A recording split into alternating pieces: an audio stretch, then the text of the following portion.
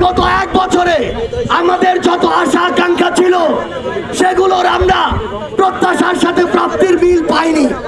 এ কারণে আমরা মনে করি যে আগামীর বাংলাদেশে বিচার, সংস্কার এবং রাষ্ট্র গঠনের লক্ষ্যকে সামনে রেখে দেশ গড়তে জুলাই পদযাত্রা জাতীয় নাগরিক পার্টির জন্য আবশ্যক ছিল।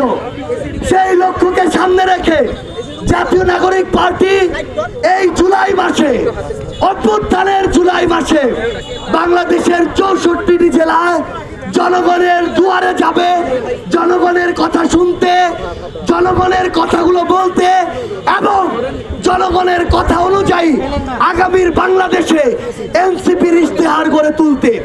সেই লক্ষ্যে বীর আবু সাইদ 24-এর অভ্যুত্থানে 2 হাত প্রসারিত করে খুনির বুলেটের সামনে বুক পেতে দেয়া আবু সাইদের আমাদের গর্বের রংপুর জেলা থেকে আমরা আমাদের সেই জুলাই পদযাত্রা শুরু করেছি।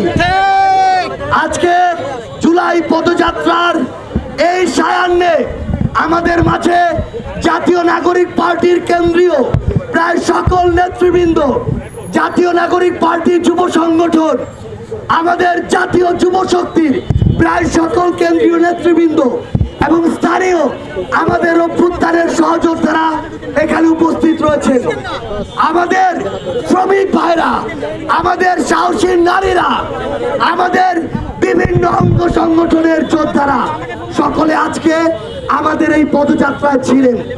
পদযাত্রার আজ এই শেষ মুহূর্তে দাঁড়িয়ে আমরা আমাদের এই অভ্যুত্থানের নেতৃত্বের, যাদের উপর আস্থা রেখে আমরা অভ্যুত্থানে লড়াই নেমেছিলাম, সেই নেতৃত্বের কথাগুলো রংপুরের মাটিতে শুনবো।